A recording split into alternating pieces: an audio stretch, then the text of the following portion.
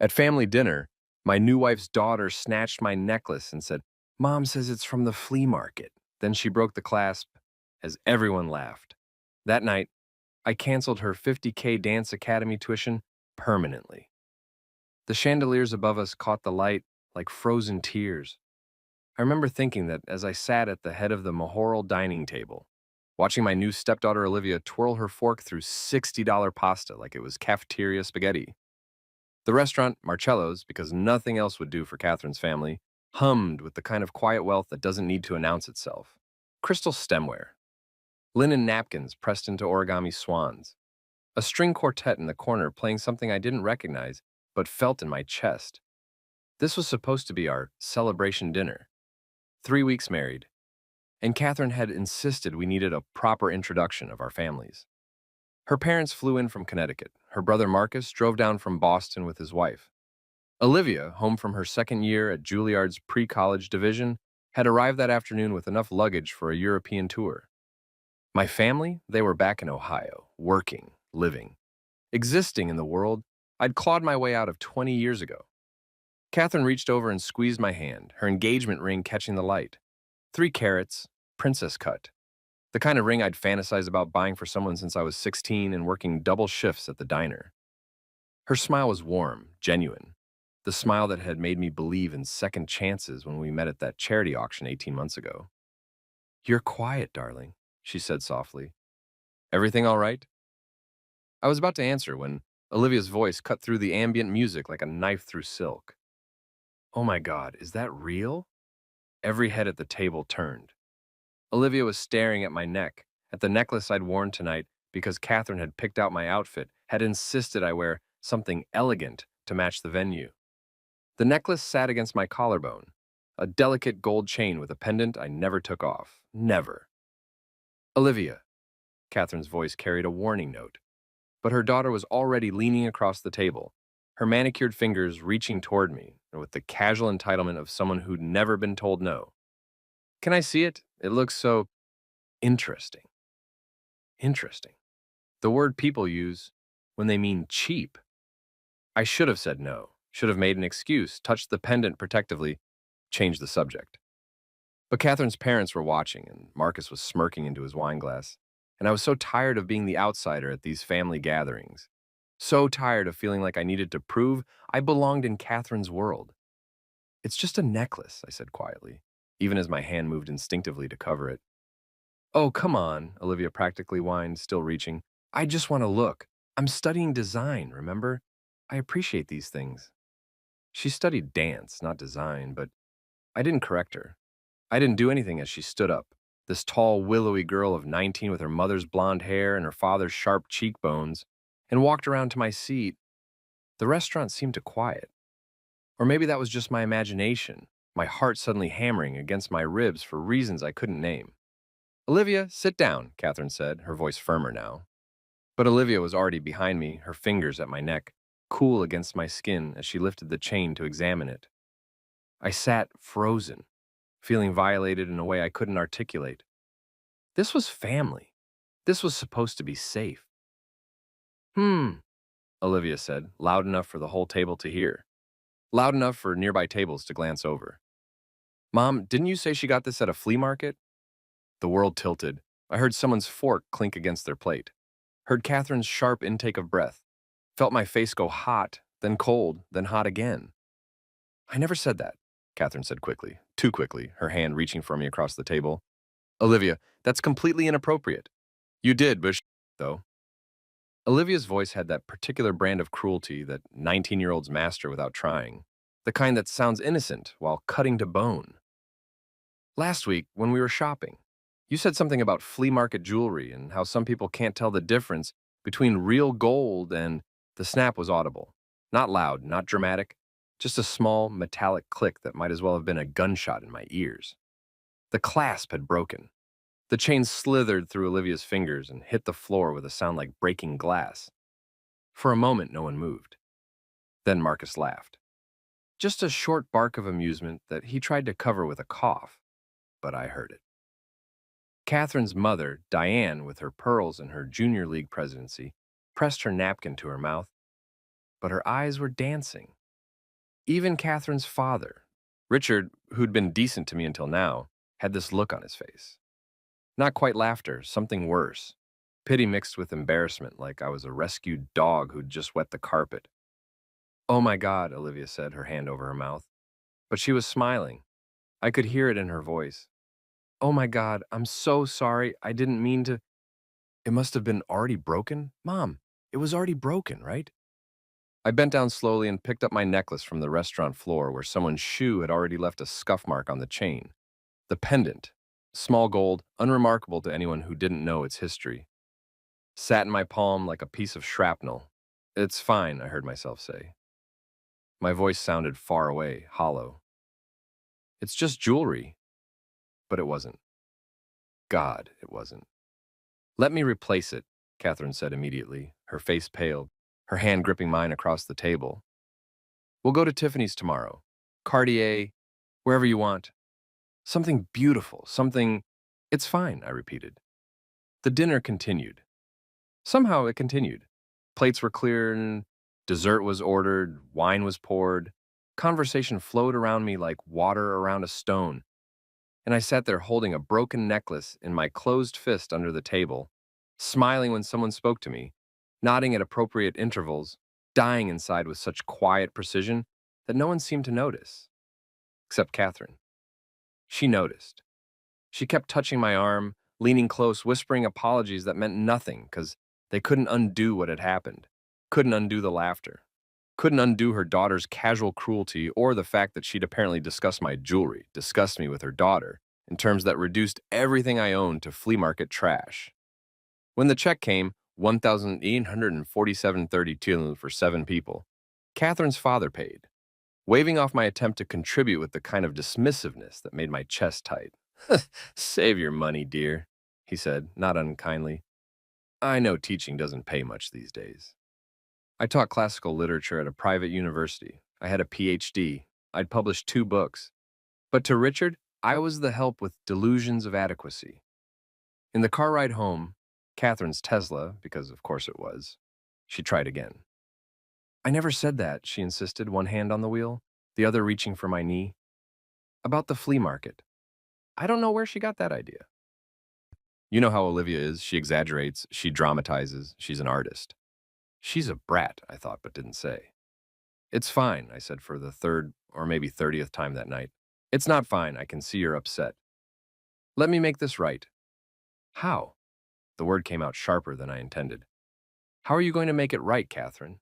Buy me a new necklace? Ground your adult daughter?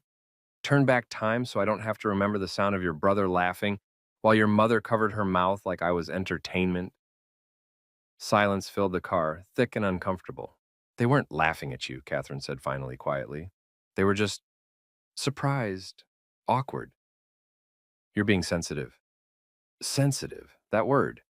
The one people use when they want you to doubt your own reality, to question whether your pain is legitimate or if you're just overreacting, just being difficult, just being too much. I turned to look at her, this woman I'd married 3 weeks ago, this woman I'd believed loved me enough to choose me over her family's subtle disapproval. In the dashboard light, her profile was perfect. Classical beauty, expensive skincare, the kind of elegant bone structure that photographs well at charity galas. What was the necklace worth? She asked, still trying. Maybe I can find something similar. Or we could get it repaired. $22. I'd said. She glanced at me confused. What? $22. That's what it cost, what I paid for it, what it was worth in any objective monetary sense. I looked down at my closed fist, still holding the broken pieces. So in that regard, your daughter was right. It was cheap. Flea market quality, not worth crying over. Then why? Because I interrupted, my voice steady now, cold in a way that made her grip the steering wheel tighter. It was my mother's. Because she bought it for herself with the first money she earned after my father died.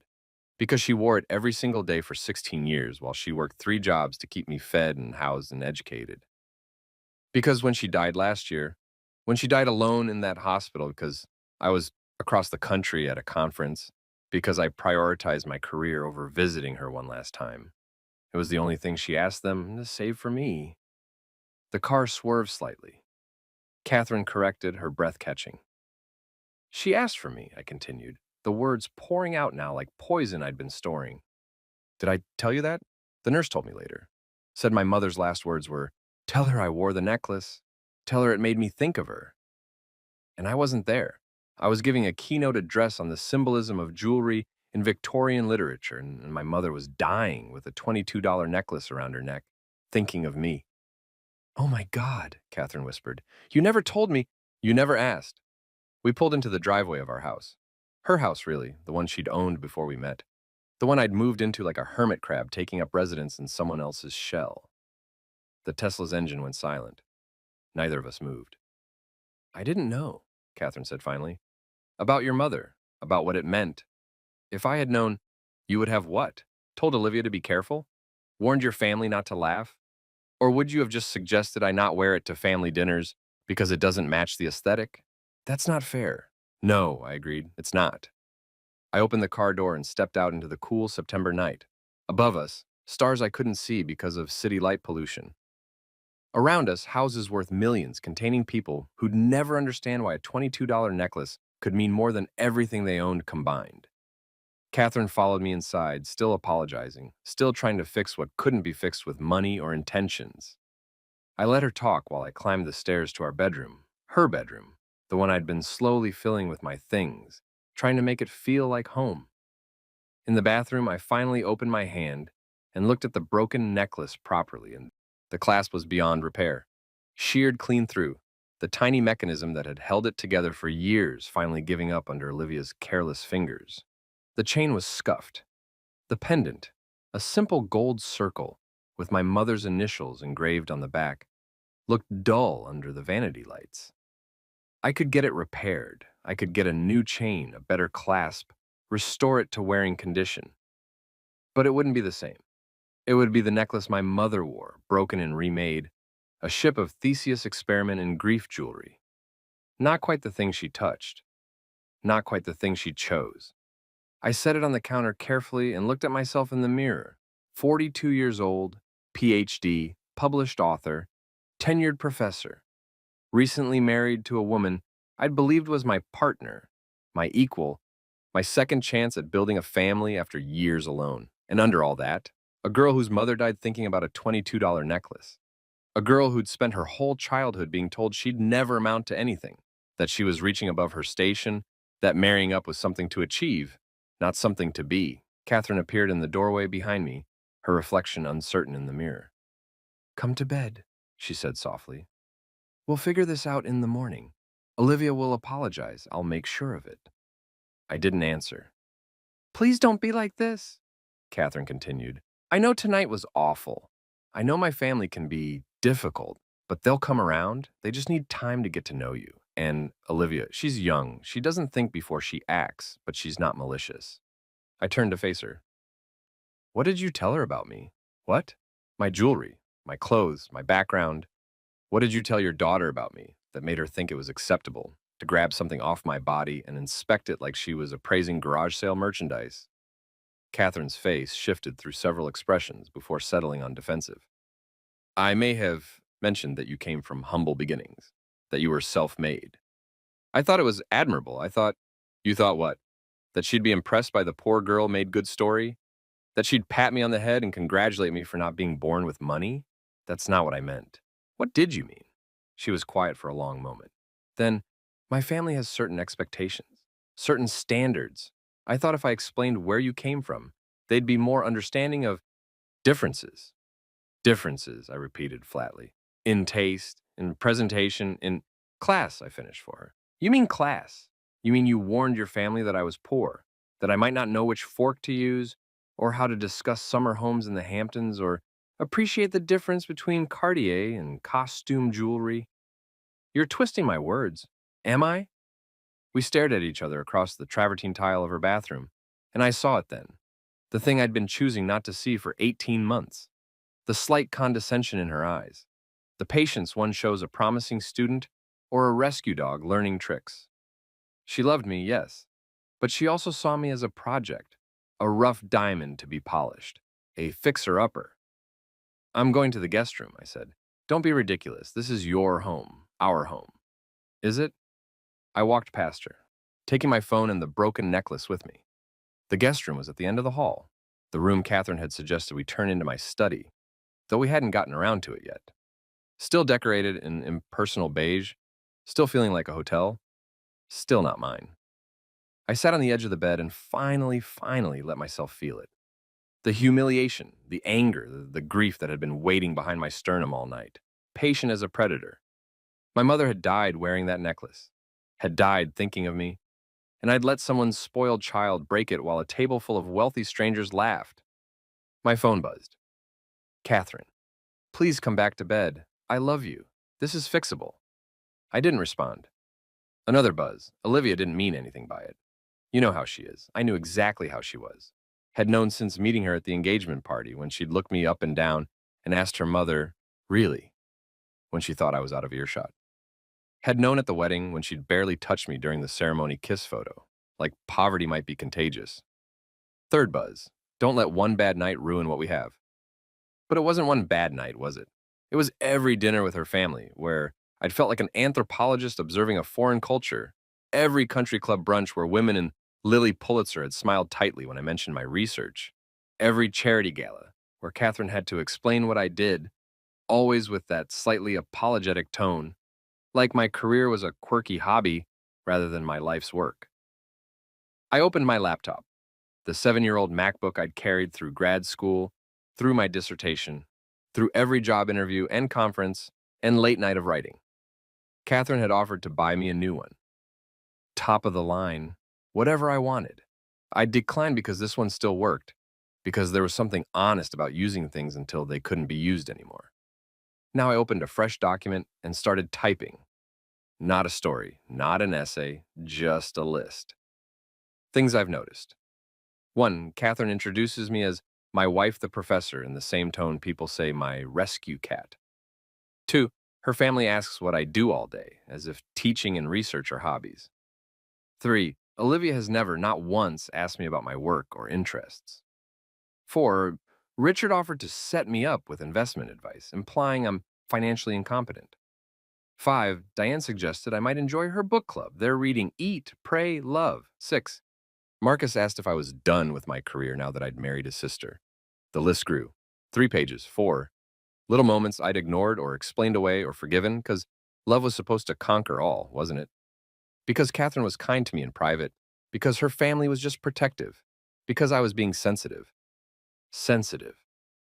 My phone rang. Catherine. I let it go to voicemail. It rang again and again. On the 4th call, I answered. Yes? Come back to bed. Her voice was tight. You're being dramatic. Dramatic. There was that word. Partner to sensitive. Both saying the same thing. Your feelings are too big. Your pain is inconvenient. Be smaller. Be easier. Be grateful we love you despite yourself. I'm sleeping here tonight, I said evenly. This is childish. Perhaps. Fine. A pause. But tomorrow we're going to talk about this like adults. You can't just shut down every time something doesn't go your way. I hung up. The silence after was profound.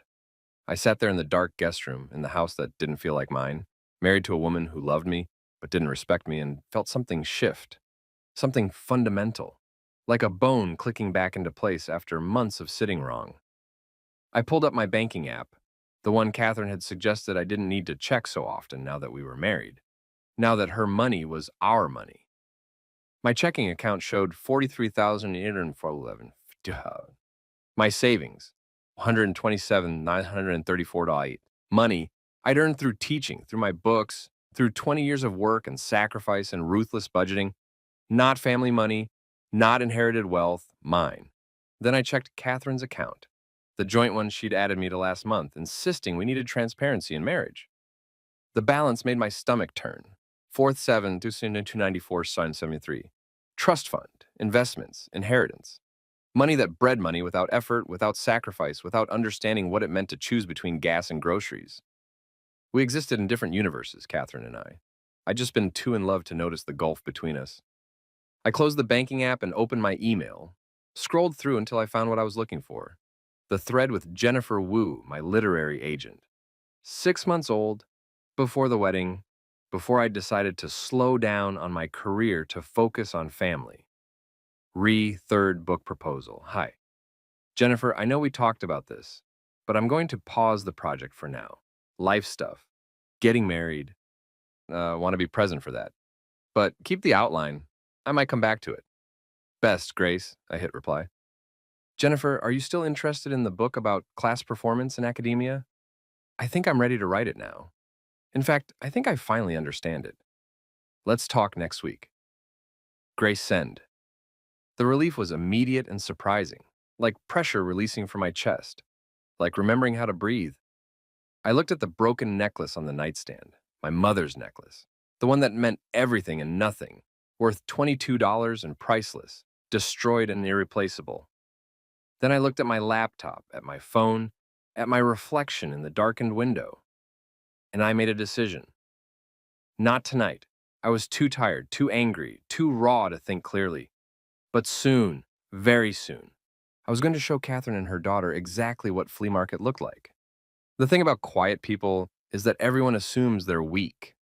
I'd spent my whole life being quiet, observing, adapting, learning the rules of worlds I wasn't born into and following them with the desperate precision of an immigrant learning a new language. In grad school, I'd been quiet while my advisors stole my research ideas. In my first tenure-track job, I'd been quiet while senior colleagues took credit for my work. In my marriage, I'd been quiet while Catherine's family looked down their noses at everything I was. Quiet didn't mean weak. It meant I paid attention. The morning after the dinner, I woke at 6 a.m. in the guest room with perfect clarity. No grogginess, no confusion, just a sharp, diamond-hard understanding of what needed to happen. And I made coffee in the kitchen, Catherine was still asleep, or pretending to be, and sat at the breakfast bar with my laptop. Outside, the sun was rising over manicured lawns where gardeners would arrive, soon to maintain perfection. Inside, everything was tastefully appointed. Restoration hardware furniture, Williams-Sonoma copper pots hanging over the island, a wine fridge that cost more than my first car. I opened a new spreadsheet. Catherine's contributions to Olivia's life per year. Dance Academy tuition, $50,000. Private choreographer, $30,000. Competition fees and travel, $15,000. Costumes and equipment, $8,000. Summer intensives, $12,000. An apartment near Juilliard, $48,000. Monthly allowance, $36,000. Total annual investment, $199,000. I stared at that number. Nearly $200,000 a year. And for what? So Olivia could study contemporary dance at a school she'd only gotten into because Catherine had donated a new theater. So she could live in Tribeca and post Instagram photos of her artist life while actually living off her mother's money. So she could learn to break other people's priceless things and laugh about it. But the Dance Academy was the key. Catherine mentioned it constantly, how Olivia had been accepted to the elite Marina Collective postgraduate program in Milan. How it was a once-in-a-lifetime opportunity. How the $50,000 tuition was worth every penny for Olivia's artistic development. The program started in January, 11 weeks away. Catherine had just paid the deposit last month, $10,000 non-refundable. I pulled up the Academy's website, read the refund policy, studied the contract Catherine had signed electronically, the one I had access to through our shared password manager. Cancellations made more than 90 days before program start, $90 refund. Cancellations made 60, 90 days before, $50 refund. Cancellations made 30 and 60 days before, 20% refund. Cancellations made less than 30 days before, no refund. It was November 10th. The program started January 15th, 66 days, right in the middle window. I did the math. If I canceled now, Catherine would lose $25,000. The program wouldn't refund the rest. Olivia would lose her spot. The Marina Collective only accepted 15 students per year. The waiting list was 200 deep. There were no second chances. My finger hovered over the trackpad. This was it. The nuclear option. The thing I couldn't undo. I thought about my mother's necklace, sitting in pieces upstairs. About the laughter at dinner. About 19 years of Olivia being spoiled and enabled and taught that consequences were for other people. About Catherine telling her family I came from humble beginnings like it was a diagnosis. I thought about what my mother would say.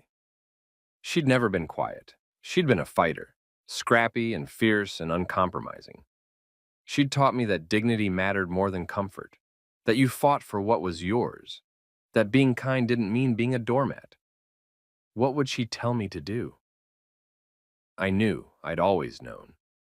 I clicked into the Academy portal using Catherine's login, found the enrollment page, found the cancellation button, and then I stopped.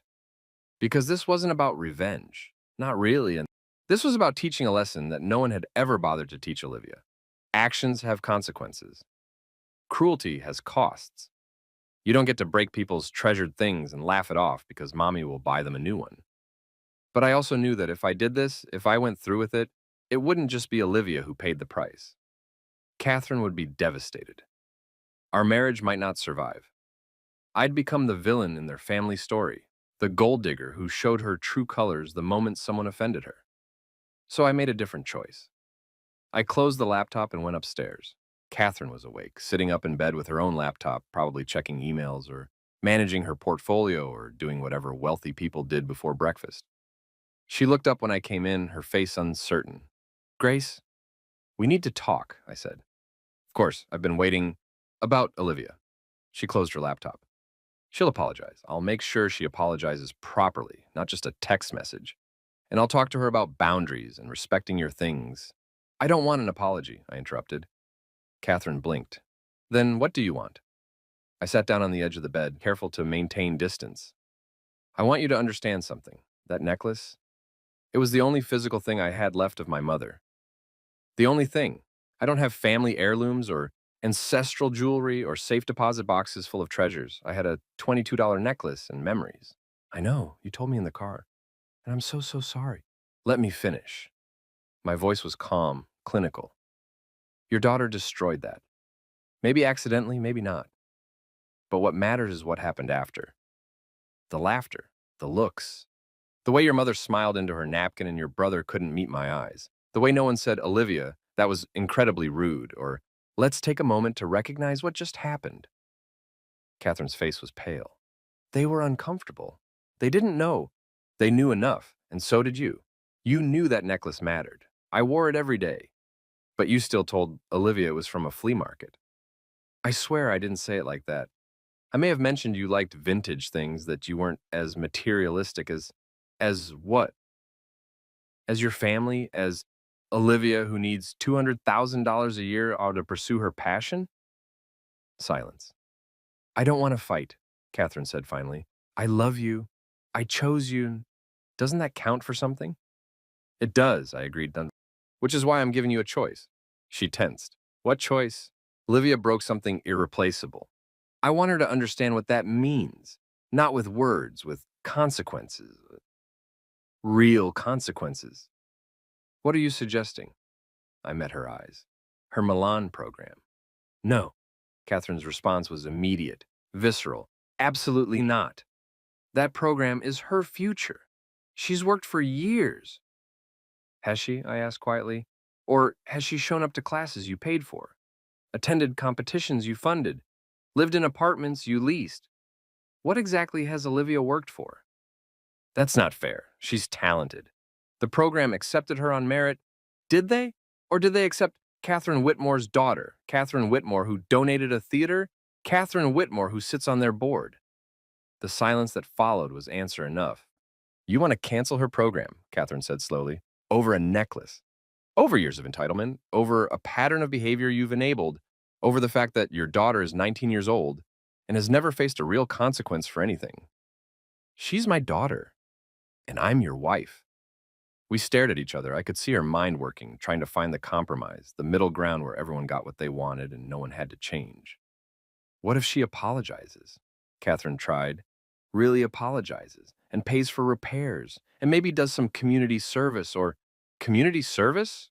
I almost laughed. "Catherine, this isn't about punishment. It's about reality. In the real world, the one I grew up in, when you break something, you don't get to buy your way out of it. Sometimes things stay broken. Sometimes you have to live with what you've done. So you want to break her dreams? Destroy her future?" I want her to understand that other people's treasures matter as much as hers. That's all. By taking away the most important opportunity of her life? Was it really, I asked? The most important opportunity? Or was it just another expensive thing she expected to have because she always gets expensive things? Catherine's phone buzzed on the nightstand. She ignored it.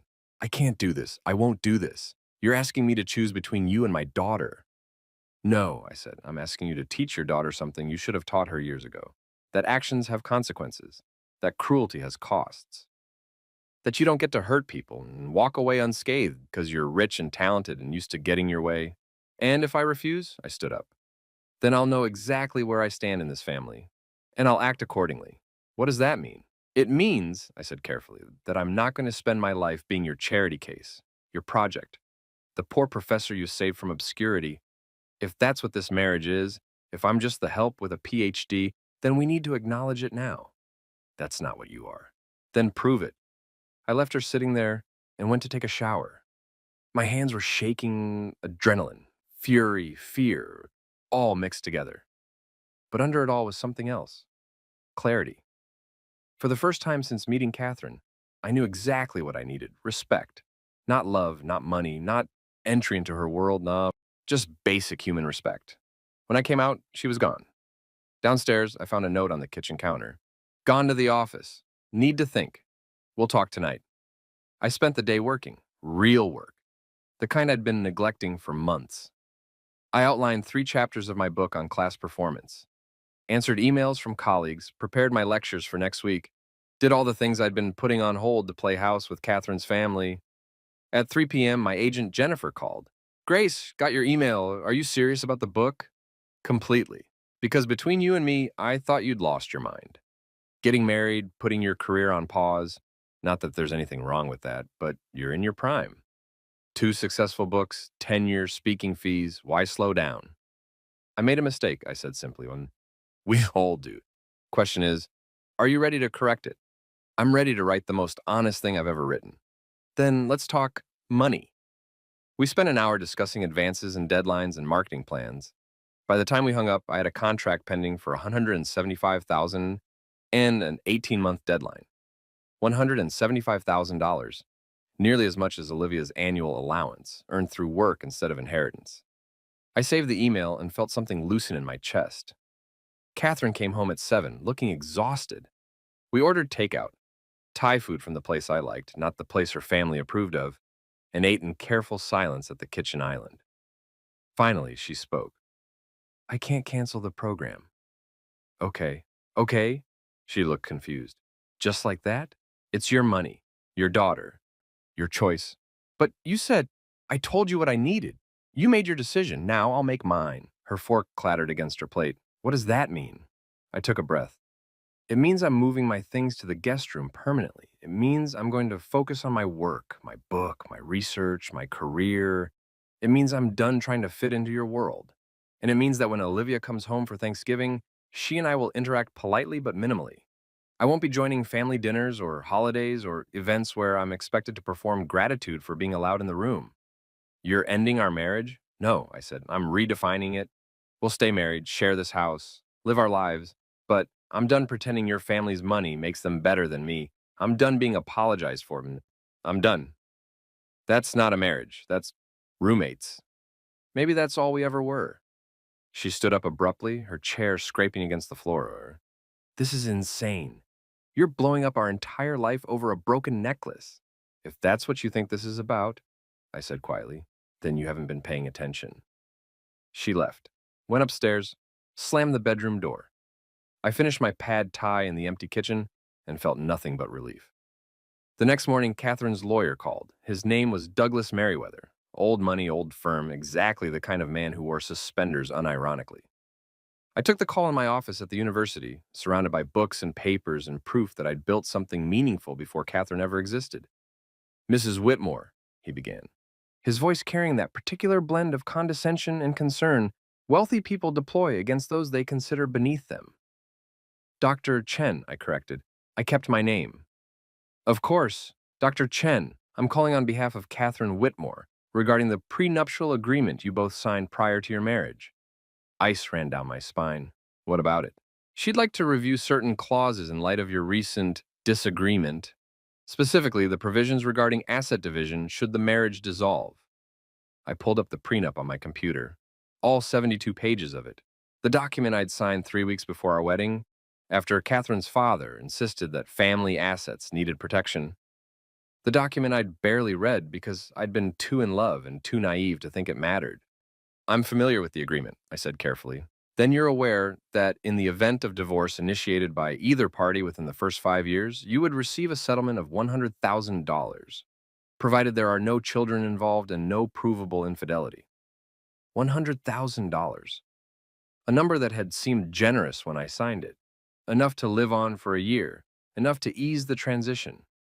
Now it seemed like exactly what it was. Shut up money. Go away money. The price tag on my dignity. I'm aware, I said.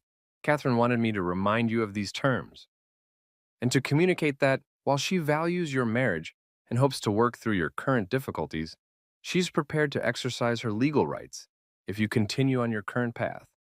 My current path of what? Living in the guest room? Focusing on my career? Not joining family dinners?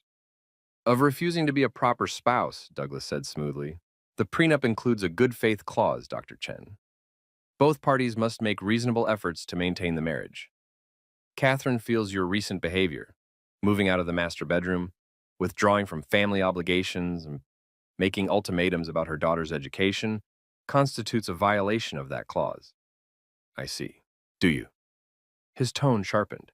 Because if Catherine chooses to proceed with divorce on grounds of abandonment or failure to fulfill marital obligations, that $100,000 settlement could be reduced significantly, even eliminated entirely. There it was, the threat. Behave or be discarded with nothing. My mother's voice echoed in my head. Baby, when someone shows you who they are, believe them. Thank you for clarifying Catherine's position, I said. Please tell her I understand perfectly. Then I'll speak to my own attorney. Have a good day, Mr. Merriweather. I hung up before he could respond. My hands were shaking. Not from fear, from rage. Pure, clean, focused rage. Catherine had threatened me. Had called her lawyer to threaten me. Had decided that instead of listening, instead of trying to understand, instead of choosing her wife over her spoiled daughter, she'd go straight to financial blackmail. $100,000 or nothing. Take it and go quietly, or fight and lose. I called Jennifer back. Quick question, I said when she answered. That book advance, how fast can you get the contract finalized? If you're motivated, 2 weeks. I'm motivated. Also, I need the name of the best divorce attorney you know. Someone who specializes in cases where one party has significantly more money than the other. A pause. Oh, Grace? Yeah, I know someone. Miriam Glass. She's expensive but worth it. Eats prenups for breakfast. Perfect. Are you sure about this? I thought about my mother's necklace, about Olivia's laugh, about Catherine's lawyer threatening me in his Princeton-educated, suspender-wearing voice, about 20 years of fighting to be taken seriously in spaces that didn't want me. I've never been more sure of anything, I said. By the end of the day, I had a consultation scheduled with Miriam Glass for Monday morning and a book contract pending signature. I also had 3 texts from Catherine, each progressively more desperate. We need to talk. Please don't do anything rash. I love you. We can fix this. I didn't respond to any of them. Instead, I went home, because it was still technically home, even though it felt like occupied territory, and found Catherine waiting in the living room. You called a divorce attorney, she said. Not a question. Well, you called yours first. That was just, I was angry. I wasn't serious. Were you serious about the prenup violations? I asked. About reducing my settlement? About punishing me for not being a proper spouse? She had the grace to look ashamed. Douglas went too far. I didn't tell him to say those things, but you did tell him to call. You did tell him to threaten me. I was trying to make you understand. I understand perfectly, I interrupted. You understand that love, yeah, in your world comes with conditions, that support has price tags, that I'm only valuable as long as I play my role correctly. That's not true, isn't it? Because from where I'm standing, the moment I pushed back, the moment I asked for basic respect, you went straight to your lawyer. Not to therapy, not to actual conversation, to your lawyer. She crumpled onto the couch, head in her hands. I don't know how to fix this. You can't, I said simply. Not anymore. Because of Olivia? Because I won't punish my daughter to satisfy your revenge fantasy? Because you think this is a revenge fantasy, I replied. Because even now, after everything, you can't see that this isn't about the necklace or Milan or any single incident. It's about what all those incidents reveal. Your family looks down on me. Your daughter treats me like an obstacle. And you love me maybe, but you don't respect me. I do respect you. You really don't. I sat down across from her. Respect means believing someone when they tell you they're hurt. It means defending them to your family. It means not apologizing for their existence, or background, or the fact that they're not from money. You've done none of those things. I've tried, you've tried to smooth things over, to make everyone comfortable, to keep the peace. But you've never once chosen me over your family's comfort. And you never will. Silence stretched between us. Outside, the sun was setting, painting the living room in shades of gold and amber. Beautiful, empty. So what now? Catherine asked finally. Now I move forward. I sign my book contract. I meet with my attorney. I build a life that doesn't require me to apologize for existing. And us? There is no us. I said, there's you in your world and me in mine, and we've been pretending those worlds intersect when they never really did. I don't want a divorce. Then don't file. But I'm saying I'm done trying, done compromising, done being less than what I am so your family can feel comfortable. If you want to stay married, we'll stay married. But it'll be on my terms, not your father's or your lawyer's or your daughter's. What terms? I stood up. Separate finances, separate lives, polite coexistence. I'll keep my name on the mortgage, contribute to household expenses proportionally to my income, and live in the guest wing. You'll live your life, I'll live mine. We'll be civil when we intersect. That's not a marriage. No, I agreed, but it's honest, which is more than what we have now. I left her there and went upstairs to start moving my remaining things from our bedroom, her bedroom, to the guest suite. Clothes, books, laptop. The broken necklace in its small box.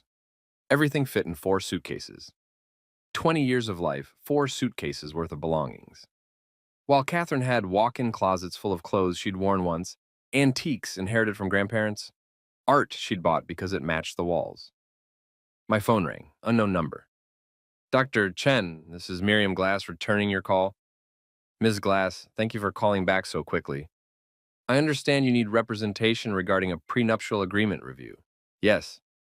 My wife's attorney implied she could reduce my settlement if I don't behave according to certain standards. I need to know if he's bluffing. Send me the prenup. I'll review it tonight and call you with an assessment. Your hourly rate. We'll discuss fees after I know what we're dealing with. Right now, just send the document. I sent it before we hung up. Then I sat on the guest room bed, my bed now, and allowed myself 5 minutes of absolute despair. 5 minutes to feel the weight of my marriage crumbling, my fresh start failing, my second chance at family evaporating. 5 minutes. Then I dried my eyes, opened my laptop, and started writing chapter 1 of my book. The Price of Admission. Class performance in academic and social spaces. The words poured out. All the observations I'd been storing for years. The mechanisms of class-based exclusion. The ways wealth teaches superiority without ever saying the words out loud. The 1,000 tiny humiliations of being the poor person in rich spaces. I wrote until my hands cramped and my vision blurred. Wrote until I'd transformed pain into analysis, grief into scholarship, rage into something productive. At 2 a.m., Catherine knocked on my door. Grace, can I come in? It's your house. She opened the door slowly. She looked exhausted, eyes red, still in the clothes she'd worn to work. I've been thinking. Okay, you're right about everything. My family does look down on you. Olivia's entitled. I have been apologizing for you instead of defending you. And I'm sorry. Thank you, I said carefully. But I can't cancel her program. She's my daughter. She's worked toward this for years. It would devastate her. I understand. Do you? Because you sound resigned. I am resigned to the fact that your daughter will always come first, that your family's comfort will always matter more than my dignity, that I'll always be the outsider, trying to prove I deserve to be here. I saved my document. I'm not angry anymore. I'm just tired. What if Olivia apologizes? Really apologizes, not just to placate me, What if she acknowledges what she did and why it was wrong? Would she be apologizing because she's sorry or because you told her to? Catherine didn't answer. Exactly, I said. Look, go to bed. Get some sleep. We'll figure out the logistics of our new arrangement tomorrow. I don't want a new arrangement. I want my wife back. Then you should have defended her, I said simply. When your brother laughed, when your mother smiled, when your daughter broke something irreplaceable, you should have defended me. But you didn't. And now we're here. She left without another word. I went back to writing. Miriam Glass called at 9 a.m. on Saturday. Dr. Chen, I've reviewed your prenuptial agreement, and it's bulletproof. Whoever drafted it knew what they were doing. However, the good faith clause Douglas mentioned, it's vague enough to be unenforceable. He was bluffing. If Catherine files for divorce, you get $100,000 minimum, regardless of who initiates or why. Relief flooded through me. So the threats were intimidation tactics, classic rich person move. They think legal jargon scares people into compliance. A pause. But here's the interesting part. That prenup has loopholes. What kind of loopholes? It was drafted assuming you'd remain financially dependent. But if you can prove substantial separate income, book deals, speaking fees, consulting, the settlement provisions become negotiable. The prenup language includes an equity clause. If your separate assets exceed a certain threshold, you're entitled to a percentage of marital assets accrued during the marriage. How much is the threshold? $200,000 in documented separate income per year for 2 consecutive years. I thought about my book advance, my speaking fees, my consulting work I'd been turning down. That's achievable. Very. Which means if you play this right, you could walk away with considerably more than 100,000, maybe even a few million, depending on how assets were titled during your marriage. A few million. Catherine's very wealthy. The prenup protected her inheritance and premarital assets, but anything acquired during marriage, investments that grew, properties purchased jointly, even retirement accounts, those are fair game if you meet the threshold requirements. My head spun. So, what do I do? Build your separate income. Document everything, and for God's sake, don't file for divorce until you've hit that threshold. Let her file if she wants out badly enough. Or better yet, wait 2 years, maximize your separate earnings, and then negotiate a settlement that reflects your actual contributions to the household and marriage. That's calculating. No, Miriam corrected. That's smart. Catherine's attorney was calculating when he tried to intimidate you. I'm just leveling the playing field. We talked for another 20 minutes about strategy, documentation, and next steps.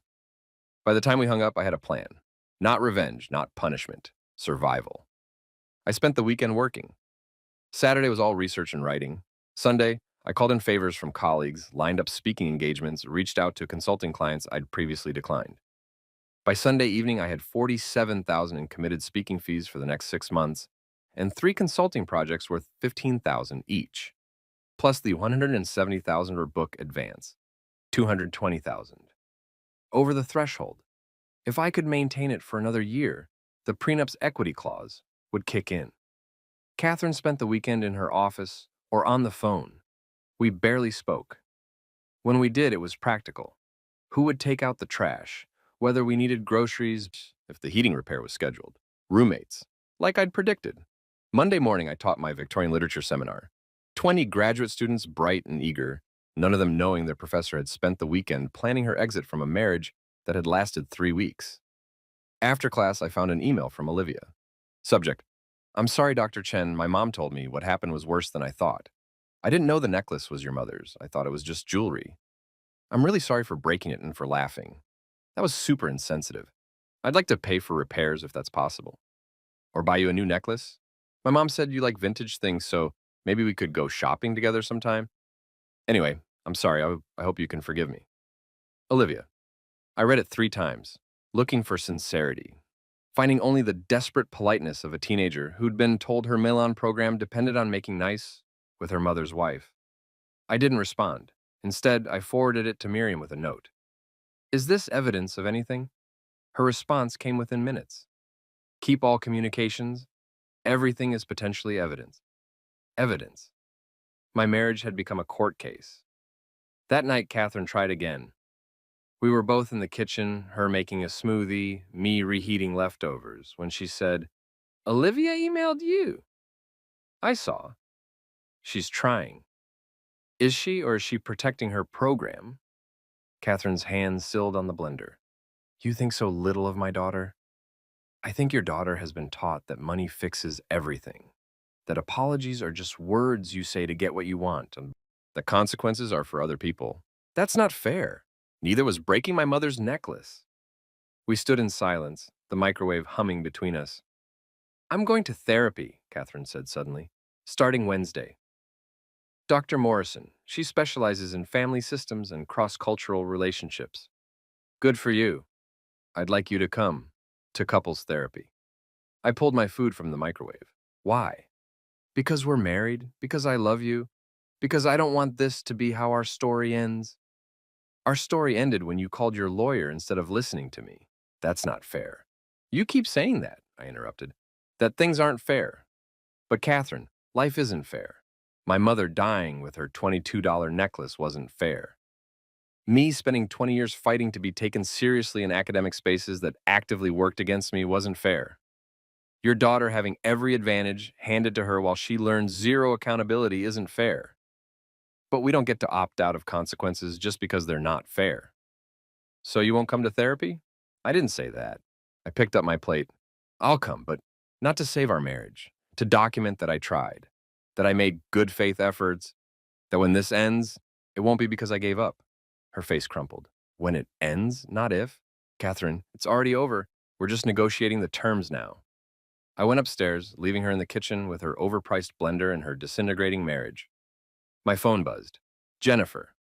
Contract is ready for signature. Advance pays out in 3 installments, signing manuscript delivery, publication. First installment, $60,000. Should hit your account within 10 business days of signature. I signed electronically, right there in the guest room, sitting on furniture that wasn't mine in a house that would never be home. $60,000. More money than I'd ever seen at once. Earned by me, owed to no one. I emailed my bank to set up a new account. Separate from Catherine. Separate from our joint finances. Mine. Then I opened my manuscript and kept writing. The therapy sessions were exactly what I expected. Dr. Morrison had a tasteful office in the nice part of town, the kind of place where you sat on distressed leather furniture and drank tea from handmade mugs while discussing your feelings. She was probably 60, elegantly gray, wearing the kind of effortlessly expensive clothes that rich people pretend are just something I threw on. Catherine loved her immediately. I saw her for what she was. Another person in Catherine's world, another voice that would ultimately validate Catherine's perspective because that's how systems work. The person with money and power is always right, but I played along, showed up on time, answered questions thoughtfully, demonstrated that I was trying. Dr. Morrison liked to start sessions with a check-in. How are each of you feeling about the relationship this week? She asked in our third session. Better, Catherine said immediately. Grace and I have been communicating more, having dinner together twice a week. Small steps, but progress. Dr. Morrison nodded encouragingly and turned to me. Grace, I'm feeling clear, I said, about what I need and what I'm willing to accept. And what do you need? Respect, autonomy, the freedom to exist in this marriage without constantly apologizing for not being wealthy. No one's asking you to apologize, Catherine started. Your daughter did, I interrupted. When she assumed my necklace was cheap because I'm not for money, your brother did when he laughed. Your parents do every time they talk about helping me as if I'm a charity project. And you do every time you introduce me in a way that diminishes my accomplishments. Can you give an example? Dr. Morrison asked. Last week, faculty cocktail party at my university, Catherine introduced me to her friend as Grace, the one I told you about who teaches. Not Dr. Chen, the literature professor, or my wife, the author. Just Grace who teaches, like I run a daycare. Catherine's face flushed. I didn't mean it like that. How did you mean it? I was just making conversation, being casual. You're never casual when introducing your friends. You're very specific. Marcus, the investment banker, or Diane, who chairs the hospital board, or Olivia, the dancer at Juilliard. My career only gets vague descriptions. Silence. Dr. Morrison made a note. Catherine, can you see how that might feel dismissive to Grace? I suppose, Catherine said reluctantly. But she's being oversensitive. I didn't mean anything by it. There it was. Oversensitive. The word that ended arguments by invalidating feelings. Dr. Morrison, I said carefully, can you explain something? When someone repeatedly uses language that diminishes their partner's accomplishments, then tells that partner they're being oversensitive when they object, what would you call that? She paused, clearly uncomfortable. Well, I wouldn't label it without understanding the full context. Because in my research on power dynamics in relationships, I continued, that pattern is classified as a form of emotional diminishment. Not abuse exactly, but a way of maintaining hierarchy by making one partner question their own perceptions. Catherine stiffened. Are you calling me abusive? I'm calling the pattern problematic, I said, and I'm noting that it's been present since we started dating. I just ignored it because I was in love. You're not in love anymore? Catherine's voice cracked. I thought about that. I don't know, maybe. But love without respect is just pretty words, and I'm done with pretty words. The session ended shortly after. Catherine cried in the car. I stared out the window. Are you trying to destroy us? She asked finally. No, I'm trying to be honest. Honest about what? About the fact that this marriage was built on an unequal foundation. You married down, I married up. You get to feel generous, I get to feel grateful, but I'm not grateful anymore. I'm just tired. We drove home in silence. That night, my book advance hit my account. 60,000 did. I stared at the number on my phone screen and felt something shift. Not happiness exactly. More like power. The power to walk away. The power to survive without Catherine's money. The power to choose. I updated my spreadsheet. With speaking fees and consulting work, I was on track for 180,000 separate income this year. Above the threshold, high enough to trigger the equity clause. Miriam had been clear, document everything.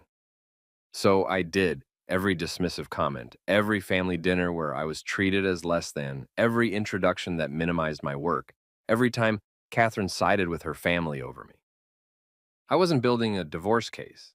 I was building an evidence file for a negotiated settlement. When the time came, and it would come, I'd have proof that this marriage was never equal, never balanced, never a true partnership. Thanksgiving was in 2 weeks. Olivia was coming home. Catherine had made plans for us all to spend the holiday at her parents' estate in Connecticut. I had other ideas. I'm not going to Connecticut, I told Catherine over breakfast 10 days before Thanksgiving. She looked up from her yogurt parfait. What? For Thanksgiving, I'm not going. But we already RSVP'd. My mother has the menu plan. She's expecting us. She's expecting you, I corrected, and she'll be delighted to have you without the poor professor who doesn't know which fork to use. Grace, come on. I'm going to Ohio, I continued, to visit my mother's grave, to have dinner with the family I've been neglecting while I tried to play house with yours. Catherine set down her spoon. You're doing this to hurt me. I'm doing this to survive, I said. Your family's Thanksgiving? It's 4 days of being reminded I don't belong. 4 days of Olivia's passive aggression and your mother's concerned questions about whether I'm settling in and your father's lectures about financial planning. I'm not interested. What am I supposed to tell them? Tell them I have other obligations. Tell them I'm busy. Tell them the truth, that your wife doesn't want to spend major holidays being made to feel inferior. No one makes you feel, yes, I interrupted. They do, and so do you. And I'm done pretending otherwise. I stood up, took my coffee mug, and left her sitting there. The thing about reaching your breaking point is that it's liberating. All the diplomacy, all the effort to be accommodating, all the emotional labor of making other people comfortable, it just stops. And in the space it leaves, you find clarity. I didn't hate Catherine. I didn't even hate her family. I just didn't want to be around them anymore. I booked a flight to Ohio for Wednesday before Thanksgiving, found a hotel near the cemetery, reached out to cousins I hadn't spoken to in years, made plans that had nothing to do with Catherine or her world. Catherine tried to change my mind multiple times, bought me gifts, wrote me letters, even got Dr. Morrison to call and suggest compromise. I didn't budge. The Tuesday before I left, Catherine played her final card. Olivia wants to apologize in person, she said. Before you go, will you at least give her that? Why? Because she's my daughter. Because she's trying. Because maybe if you two could just talk. Fine. I agreed. Dinner, Thursday night, just the three of us, here. Catherine looked surprised. Really? Really? I had my reasons. Thursday evening, Olivia arrived with her mother. She'd clearly been coached, subdued makeup, modest dress, none of her usual dramatic flair. She looked nervous. Good.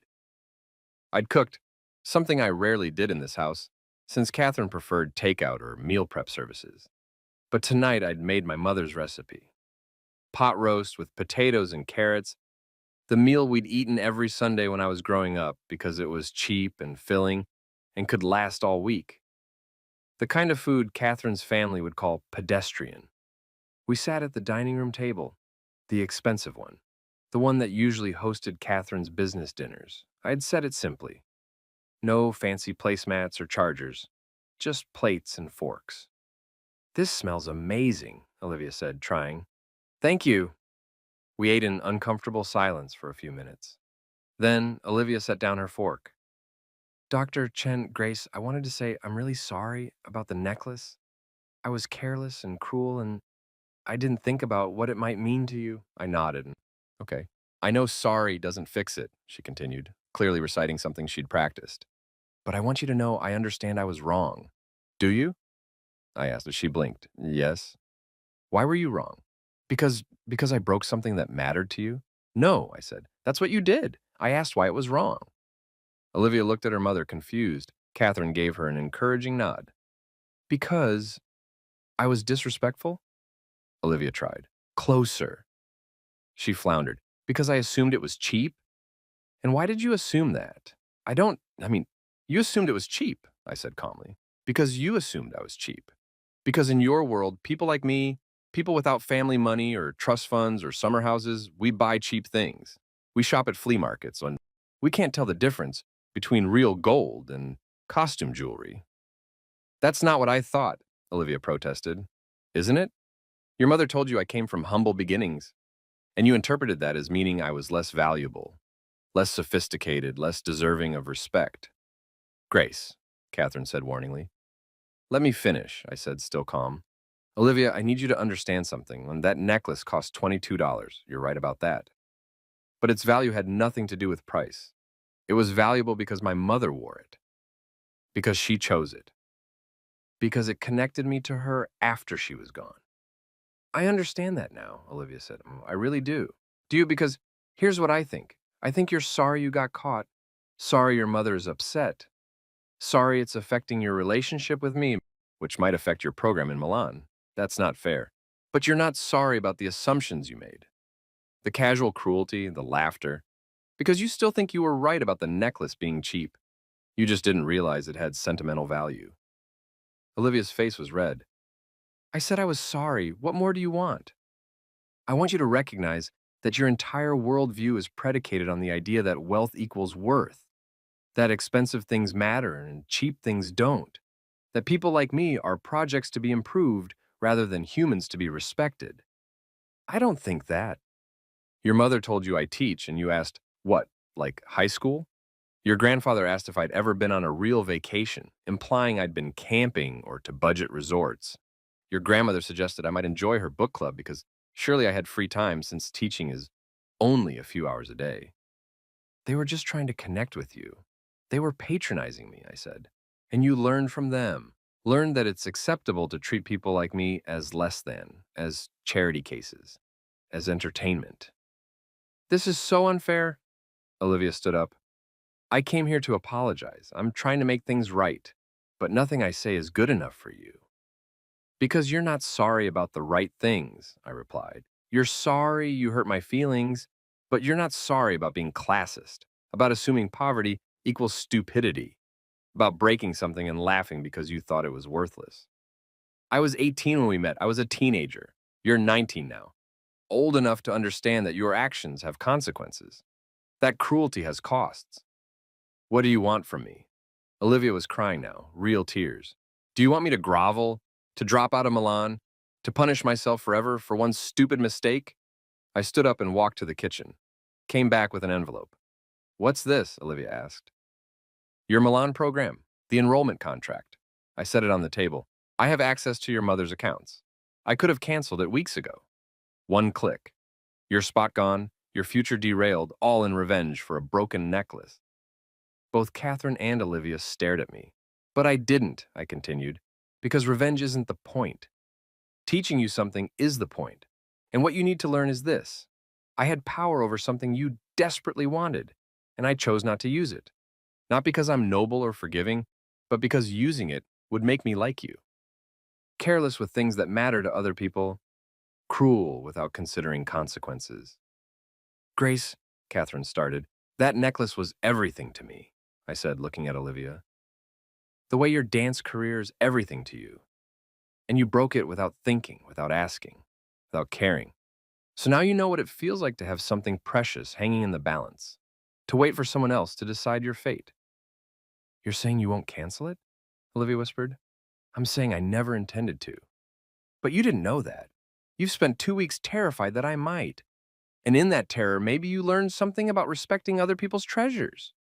I picked up my plate and left them sitting there. From the kitchen, I heard Olivia crying, heard Catherine comforting her, heard them whispering about me, about how unreasonable I was being, about how I'd manipulated the situation. Let them think what they wanted. I'd made my point. I flew to Ohio the next morning. Catherine drove me to the airport in silence.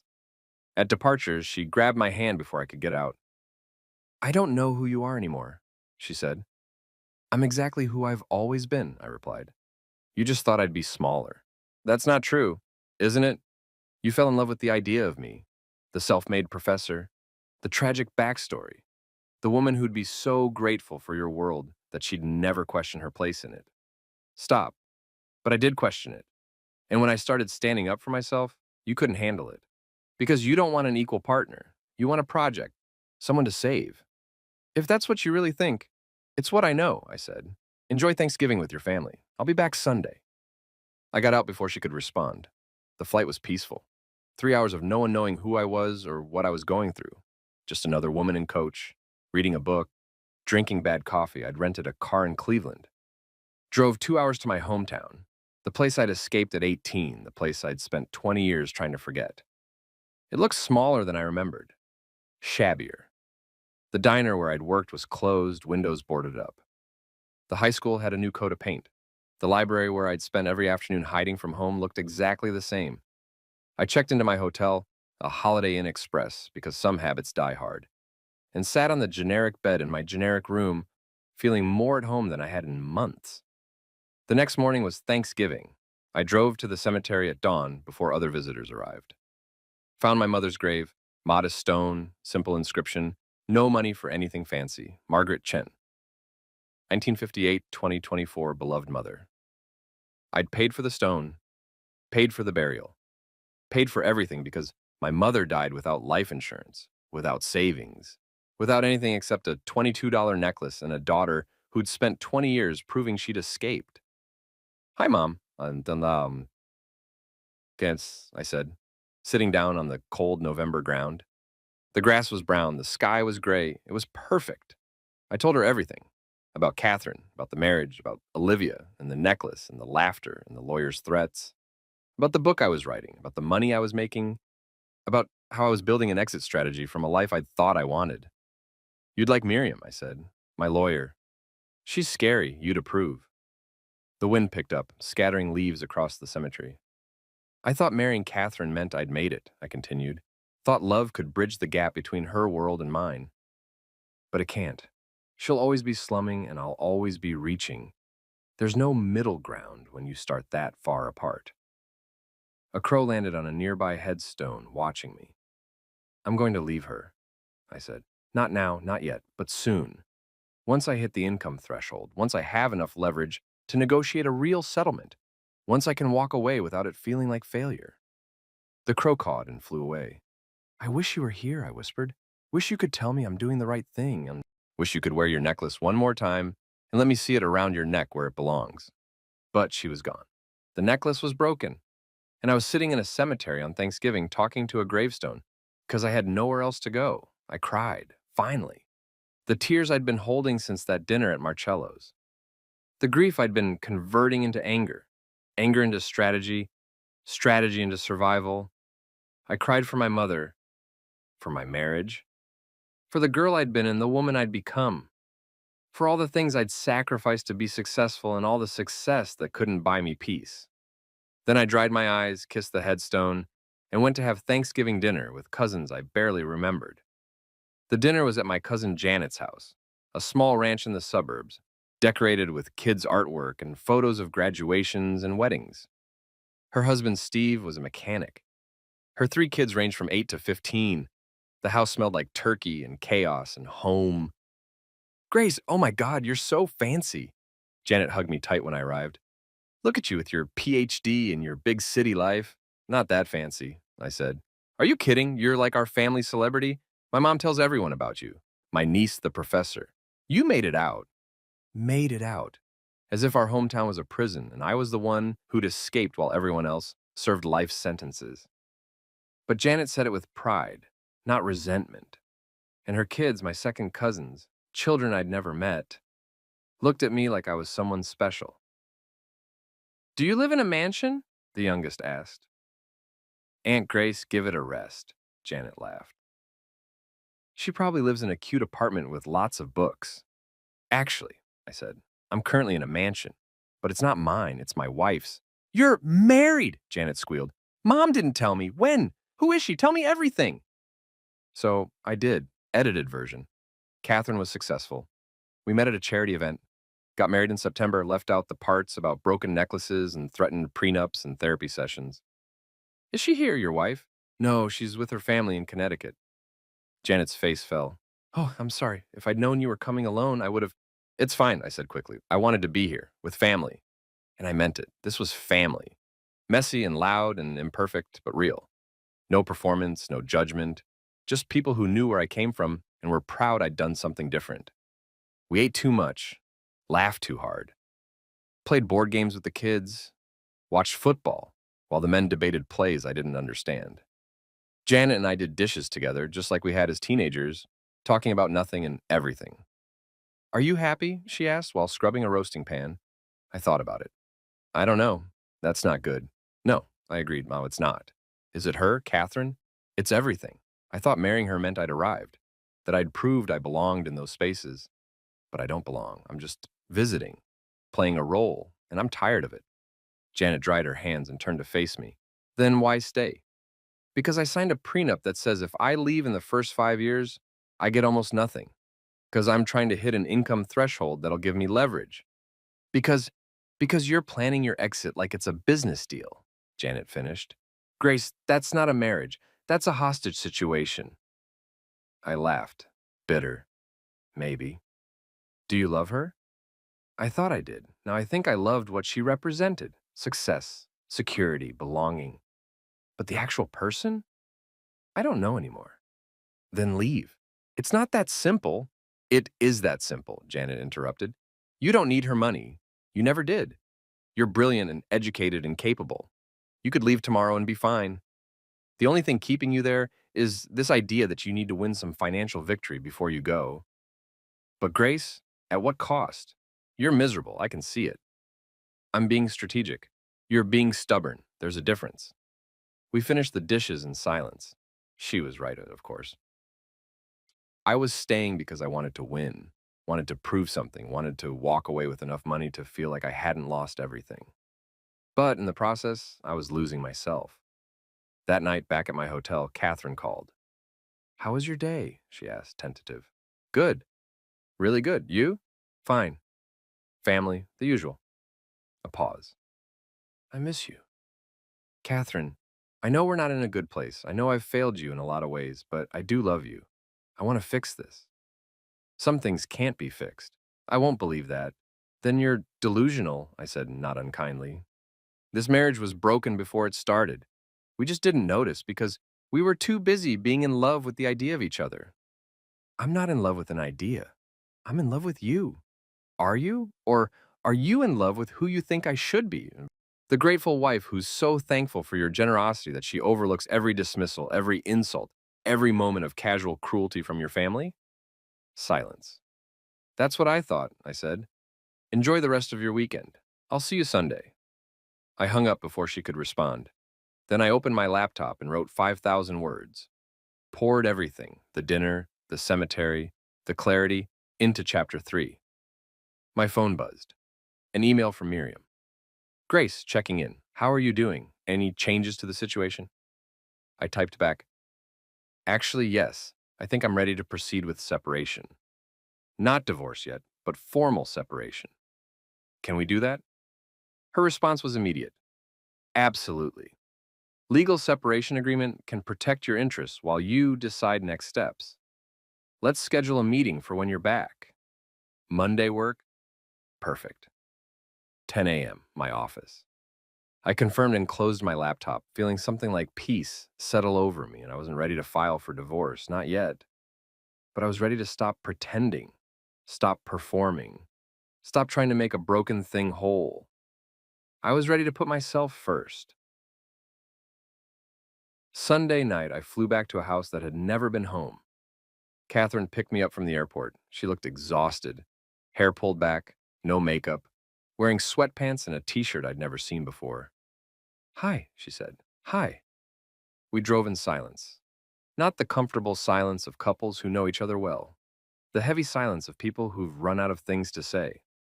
At the house, I carried my bag straight to the guest room. Catherine followed. Can we talk? She asked. Sure. Not like this. Really talk. About us, about what happens next, about whether we can save this. I sat on the bed. Do you want to save it? Or do you want to save the idea of it? Both. Neither. I don't know anymore. She sat beside me, careful to leave space between us. I thought love was enough. Thought if we loved each other, we could figure everything else out. Love requires respect, I said. Without respect, it's just sentiment. I respect you.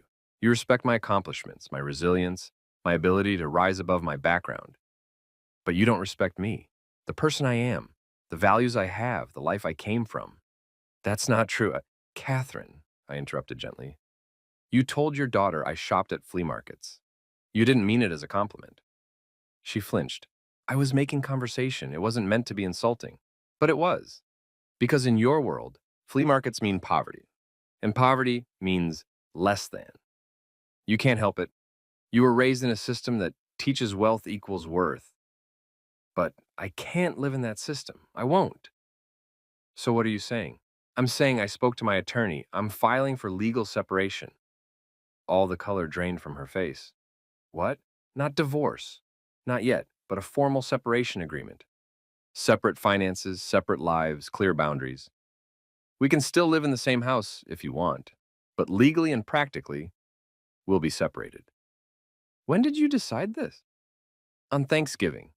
Sitting in a cemetery, talking to my dead mother, realizing I was spending the holiday alone because I couldn't face your family's contempt one more time. They don't. Yes, I said firmly, listen, they do, and so do you. You just coat it in love and good intentions and tell me I'm being sensitive. Catherine stood up, pacing. This is insane. You're throwing away our marriage over hurt feelings. No, I corrected. I am protecting myself from a relationship that requires me to be smaller, quieter, more grateful than I actually am. I'm choosing dignity over comfort. I can't believe this. After everything, after therapy, after I've tried so hard, you've tried to fix me, I said. Not to understand me, not to change your family's behavior or your own patterns. You've tried to make me fit better into your world, and I'm done fitting. She stopped pacing. So that's it? You've decided and I don't get a say? You got a say when you called your lawyer to threaten me. When you chose your daughter over your wife. When you told me I was being oversensitive instead of listening. You've been deciding this whole time. I'm just catching up. I don't want a separation. I know. Can't we try more therapy? Give it another month, please? I looked at her, this beautiful woman who'd swept into my life like a fairy tale, promising love and partnership and belonging. This woman who'd never understood that belonging couldn't be bought or granted. It had to be built, earned, chosen daily. No, I said, I'm done trying. She left without another word. I heard her go to the master bedroom, heard the door close, heard faintly the sound of crying. I felt nothing but relief. Monday morning, I met with Miriam Glass in her downtown office, all glass and steel and power. You're sure about this? She asked after I explained. Completely. Legal separation is permanent in the sense that it formally divides you, but it's also reversible. If you reconcile, you can dissolve it. If you proceed to divorce, it becomes the foundation. I understand. Good. Then let's draft the agreement. What do you want in terms of division? We spent 2 hours going through every detail: finances, property, belongings. By the end, I had a clear picture. Separate bank accounts, effective immediately. I would pay $1,000 month rent to stay in the guest suite, market rate, protecting me from claims of financial dependence. All income earned after separation date was mine alone. All debts incurred after separation date were separate. No spousal support in either direction. Clear path to convert to divorce after 12 months if desired. This is remarkably equitable, Miriam noted. Most separated spouses fight over every asset. I don't want her money. I never did. I just want my freedom. Then let's get you free. She sent the separation agreement to Catherine's attorney that afternoon. By evening, Douglas Merriweather called me directly. Dr. Chen, I've reviewed your proposed separation agreement, and it's unusual. Most concerning is your insistence on paying rent to remain in the marital home. I don't want to be accused of financial dependence. Still, my client is devastated. She's asked me to communicate that she doesn't want this separation. She's willing to attend more counseling and make changes, do whatever necessary. The agreement is non-negotiable, I said. She can accept it or reject it. If she rejects it, I'll file for divorce tomorrow. You do realize the prenup. I realize I'll hit the income threshold within 6 months, I interrupted, at which point the equity clause kicks in. Are you prepared to argue Catherine's marital assets in front of a judge while I present evidence of years of classist treatment, family hostility, and her daughter breaking my late mother's irreplaceable jewelry while the family laughed? Silence. I thought not, I continued. The separation agreement is generous. She keeps her money. I keep my dignity. Tell her to sign. I'll communicate your position, he said stiffly and hung up. That night, Catherine came to the guest room. You're really doing this? Yes. Even though I'm begging you not to? Yes. Why? I looked at her, really looked at her, saw the woman I'd married, saw past her to the system she represented, the world I'd never belonged to, the values I couldn't adopt. Because, I said, staying would kill me. Maybe not physically, but everything that makes me, my self-respect, my values, my understanding of what I deserve, it would die. And I won't trade my soul for your comfort. That's not fair. Life rarely is, I agreed, but at least I'm choosing my own unfairness now. She signed the separation agreement 2 days later. The months that followed were strange. Catherine and I lived in the same house but existed in different universes. She had her floor. I had mine.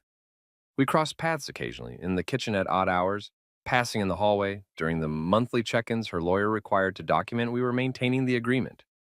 We were polite, civil, sometimes almost friendly. But we weren't married anymore, not in any way that mattered. I threw myself into work. Finished my book manuscript 3 months ahead of schedule. My editor called it searing and essential. The kind of academic work that would cross over to general readership because everyone had experienced class-based marginalization in some form. The book was scheduled for fall publication. My publisher projected strong sales. Translation rights were already being negotiated. I picked up more speaking engagements, consulting projects. By March, my separate income hit $215,000. By April, $240,000. Well above the threshold. Miriam sent me a text. You're officially eligible for equitable distribution when you're ready. But I wasn't ready, and not because I wanted Catherine back, because I was building something new, a life that was entirely mine, and I needed to see it through before I closed this chapter. Catherine, meanwhile, seemed to be shrinking. She worked less, went out less, spent more time home, often on her floor, doing things I couldn't see and didn't ask about. Sometimes I heard her crying. I felt nothing. No guilt, no satisfaction, just the neutral observation of someone else's pain.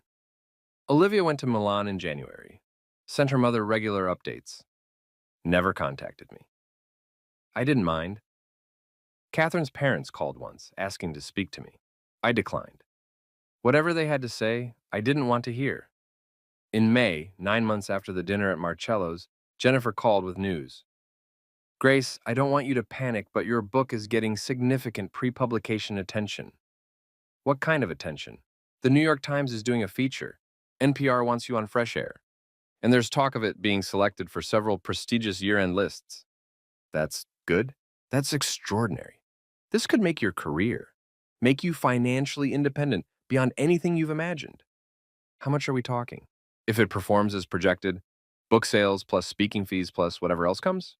Conservatively, another $300,000, $400,000 over the next 2 years, maybe more if foreign rights sell well. I sat down. $700,000 total income over 2 years. Minimum. You're going to be fine, Grace. More than fine. After we hung up, I sat in my office, the guest room I'd converted into a workspace, and let it sink in. I'd done it. Built a career. Built a life. Built financial security completely independent of Catherine's money. I didn't need her, hadn't needed her, had never needed her. What I'd needed was to believe in myself enough to walk away from a system that demanded I be smaller. That night, I drafted an email to Miriam. I'm ready to convert the separation to divorce. Please proceed, but I didn't send it. Not yet. Because there was one more thing I needed to do. On a Saturday in early June, I invited Catherine to have coffee in the living room. Neutral territory. She came down looking hopeful, like maybe this was reconciliation. Maybe I'd change my mind.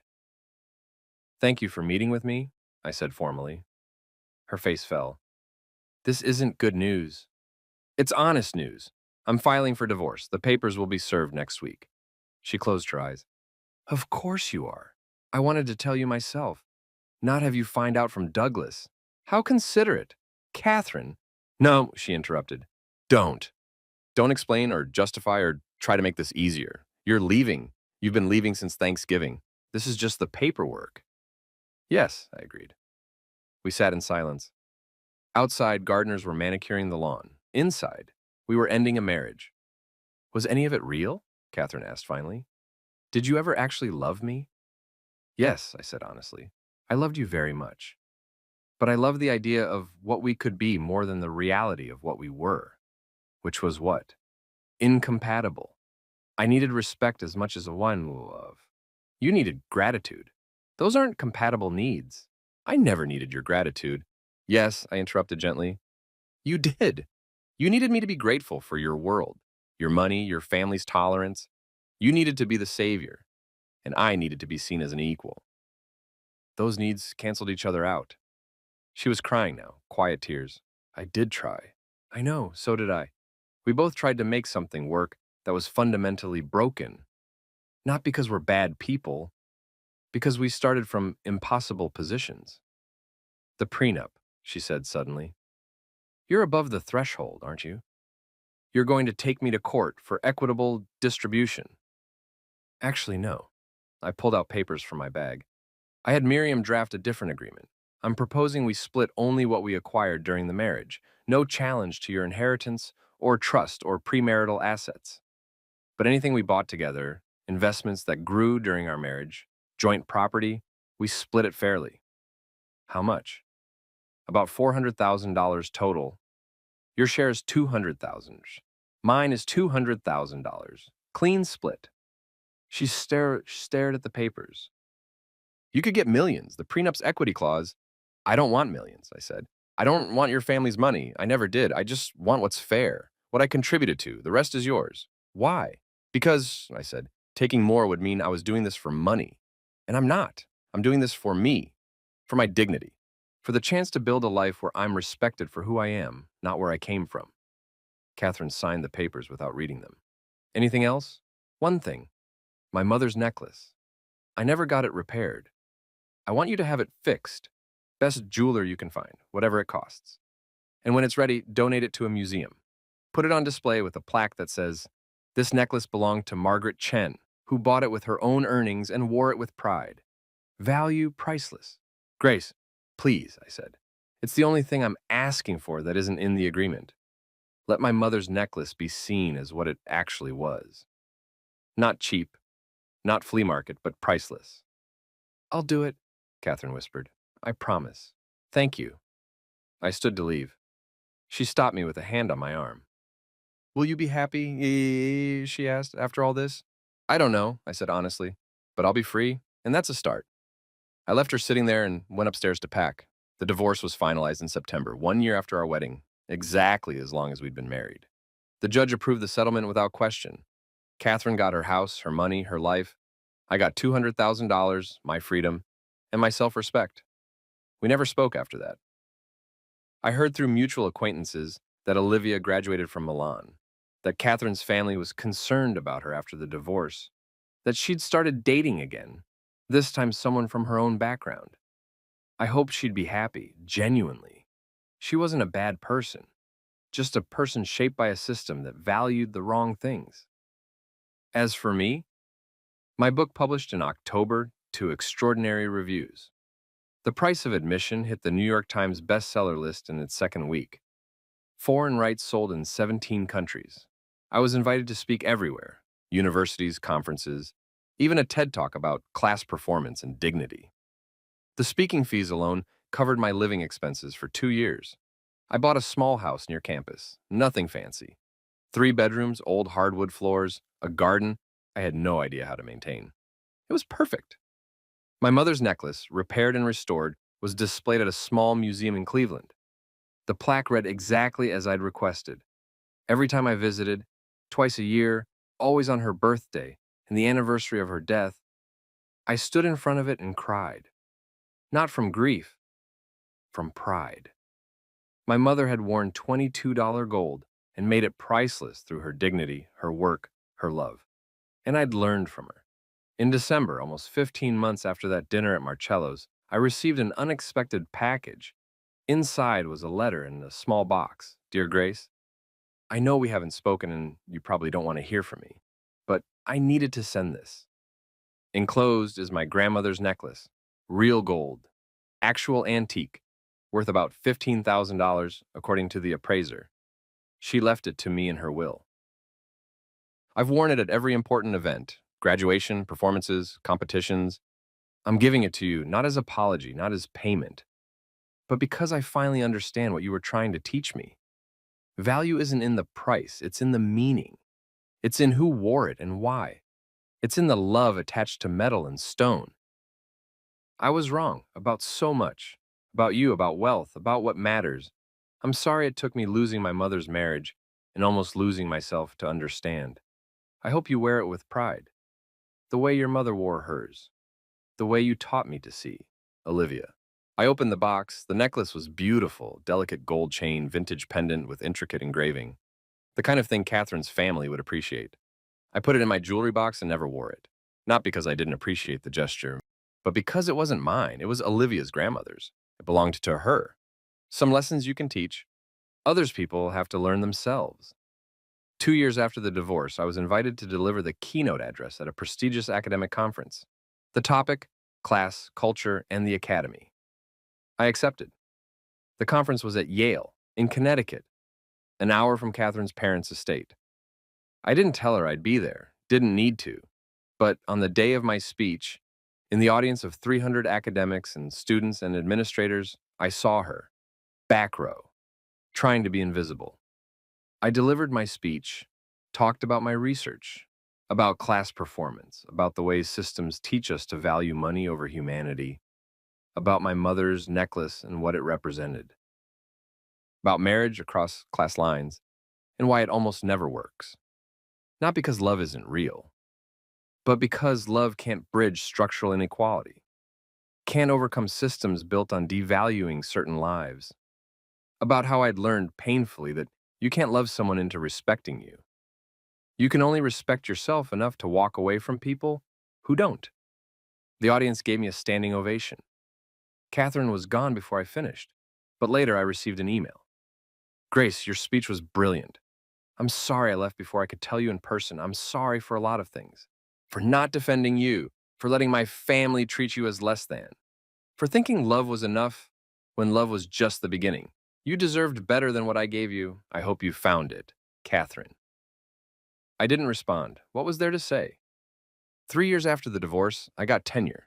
published my second book in my new phase of work, dated occasionally, built friendships, learned to garden, visited my mother's grave regularly, and told her about my life. I never remarried, not because I was bitter or damaged or unable to trust, but because I'd learned something valuable. I didn't need a partner to be complete, didn't need someone else's world to prove I'd made it, didn't need anything except my own self-respect and the work I believed in. 4 years after the divorce, I received an invitation to speak at Juilliard. The person who invited me, Olivia Whitmore, now a junior faculty member in the dance department. Her note said, "Would love to have you speak to our students about navigating academia as a first-generation scholar. I think they need to hear from someone who actually understands." I accepted. When I arrived, Olivia met me outside the auditorium. She looked different, older, obviously, but also more grounded, less performance, more substance. "Dr. Chenin," she said, formal and respectful. "Olivia, thank you for coming. I wasn't sure you would." Neither was I. We walked into the building together. "I never apologized properly," she said, "for everything. The necklace was just the visible part, but I was awful to you in so many ways. I'm sorry." "I know," I said. "Are we okay?" I thought about it. "We're something, not friends, not family, but not enemies. People who taught each other lessons we needed to learn." She nodded. "I'll take it." My talk went well. The students asked good questions. Olivia watched from the side, attentive and present. Afterward, she walked me to my car. "My mom asks about you sometimes," she said. "Wonders how you are. Tell her I'm well. Will you ever talk to her again?" "I don't know," I said honestly. "Some things you can't go back to, even if you wanted to. Do you want to?" I looked at this young woman, not so young anymore, really, who'd been the catalyst for my greatest transformation, who'd broken something precious, and in doing so, had broken open my understanding of what I deserved. "No." "Oh," I said, "I don't. What your mother and I had was real. But it wasn't right. Some people aren't meant to build lives together. We were two of those people." "For what it's worth," Olivia said. "She's different now. Dating someone new. Someone who challenges her instead of agreeing with everything. She seems humbler." "Good," I said. "Everyone should learn humility at some point. Even you?" I smiled. "Especially me." We said goodbye. I drove home to my small house, my garden, my life that belonged only to me. On my desk was my mother's photograph, young, vibrant, wearing that $22 necklace with more grace than all of Catherine's family's jewels combined. Next to it was the letter from Olivia, 2 years old now, offering me her grandmother's necklace. And next to that, a note I'd written to myself the day the divorce was finalized. Gold is gold, whether it costs 20 kilos or $22,000. But worth, real worth, comes from what we choose to value. Choose wisely. I'd chosen, and though it had cost me a marriage, though it had required walking away from wealth and comfort and the illusion of belonging, I'd never regretted it.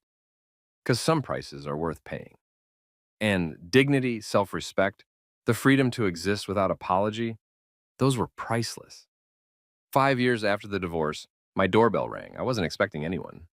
Saturday afternoon, I was in my garden, actually successfully growing tomatoes now. After years of killing every plant I touched, I went to the door, dirt on my hands, hair in a mess. Catherine stood on my porch. She looked good, different. Hair shorter, face more lined, but somehow younger too. Like she'd released something heavy. "Hi," she said. "Hi. Can I come in?" I hesitated. "Why?" "Because I owe you something, and I can't move forward until I give it to you." I let her in. My house was everything hers wasn't. Small, cluttered, full of books and papers and proof of actual living. She looked around like she was seeing another world. "Coffee?" I offered. "Please." We sat at my kitchen table, IKEA, not mahogany, and she pulled out a folder. "What's this?" I asked. "The last piece. The thing I should have given you years ago, but was too proud." She opened it. Inside were documents, financial statements, correspondence with charities. "I don't understand," I said. "After you left, I started thinking about what you said, about my family's wealth and where it came from and what it meant. So I did research. Real research." She pointed to the papers. Turns out my family's fortune was built on things I'd rather not have known. Factory exploitation, union busting, practices that hurt people, like your mother. I sat very still. I can't change that history, Catherine continued, but I can change what I do with the money. So I've been giving it away. Not all of it. I'm not destitional, but most. These documents show donations I've made to scholarships for first-generation college students, to programs that support working mothers, to museums that showcase labor history and working-class art. She slid a final document across. And this is for you. I looked down. It was a check, made out to me, for $500,000. What? The difference, Catherine said quietly, between what you took in the divorce and what you were actually entitled to under the equity clause. Miriam was right. You could have gotten millions. You settled for $200,000 because you didn't want to be seen as a gold digger. But Grace, you earned this money. You contributed to my life, to my growth, to my understanding of the world in ways I can never repay. This isn't charity. It's what you're owed. I can't accept this. Yes, you can, and you will. Because it's not about me being generous. It's about me finally understanding what you tried to teach me. That equity isn't the same as equality. That fairness requires acknowledging power imbalances, not pretending they don't exist. I stared at the check. $500,000. More money than my mother had made in her entire life. More than I'd ever imagined having at once. Why now? Well, I asked you. Why 5 years later? Because it took me that long to understand what you already knew. That I was wrong. Not just about you, about everything, about wealth, about value, about what makes a life meaningful. She smiled sadly. You were trying to teach me, and I thought you were attacking me. Classic wealthy person move. You seem different, I observed. I am different. Therapy, real therapy. Not the kind designed to make everyone comfortable. Dating someone who actually challenges me, she's a public defender, makes $60,000 a year, and is the most remarkable person I've ever met. Learning what you tried to teach me, that money is just money. It's what you do with it that matters. You're dating someone? For 2 years now, Maya, she's... Catherine's whole face softened. She's what I should have understood I needed. Someone who sees me as a person, not a bank account. Who calls me out when I'm being classist or oblivious. Who loves me because of who I am, not what I have. I'm glad, I said, and meant it. Are you seeing someone? Sometimes. Nothing serious. I'm good alone. You always were. Catherine stood to leave. Keep the check. Do something meaningful with it, or don't. It's yours. But Grace, thank you for leaving, for teaching me what I needed to learn, for refusing to accept less than you deserved. You're welcome, I said. At the door, she paused. Your book changed my life. The second one especially. The chapter about performing gratitude in unequal relationships? That was about us, wasn't it? Partly. Should have been entirely. I was that person, the one demanding gratitude while giving nothing but conditional acceptance. She touched my arm briefly. I'm sorry, truly sorry. Not because it's convenient or because I want something, but because you deserve better than what I gave you. We both did, I said. We both deserve to be with people who actually saw us. Neither of us was that person for the other. No, she agreed. We weren't. After she left, I sat at my kitchen table, holding a check for $500,000 and crying. Not from happiness or relief or even gratitude, but from something deeper. The validation of knowing I'd been right. Right to leave. Right to demand respect. Right to believe I deserved better than what I'd settled for.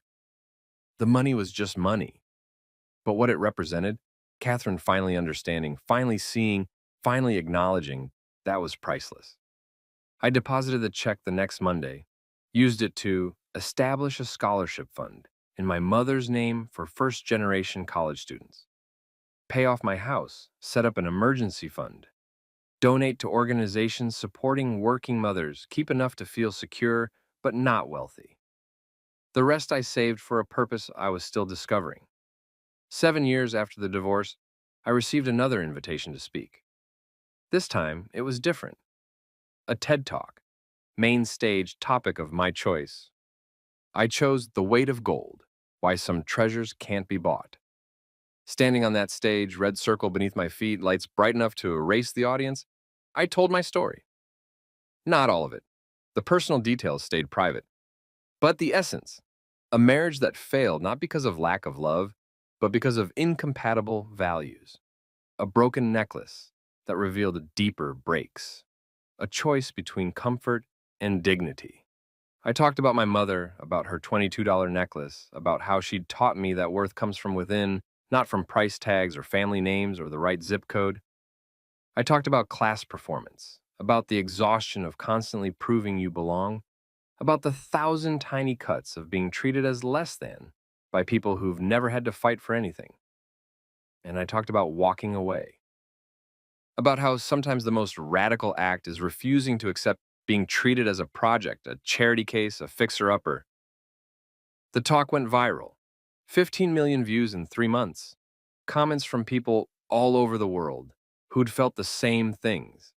The outsider, in wealthy spaces, the first generation success story. The person who'd married up and discovered that up wasn't where they wanted to be. Messages flooded in. Stories of broken necklaces and broken marriages. Stories of choosing dignity over dollars. Stories of finding worth in themselves rather than in other people's validation. I answered what I could. Tried to be present for people going through what I'd survived. Reminded them, you're not crazy, your feelings are valid. Respect isn't optional in love. 8 years after the divorce, when I was asked to deliver the commencement address at my undergraduate alma mater, the small state school I'd attended on full scholarship, working 3 jobs to cover what aid didn't. I accepted immediately. The graduates sat before me, hopeful, scared, ready. Many were first-generation students. Many worked multiple jobs. Many understood exactly what it meant to be underestimated because of where they came from. I told them the truth. The world will try to tell you that your worth is measured by your bank account, I said, by your job title, by whether you married well or invest smartly or vacation in the right places. The world will try to convince you that where you come from defines where you can go. The world is wrong.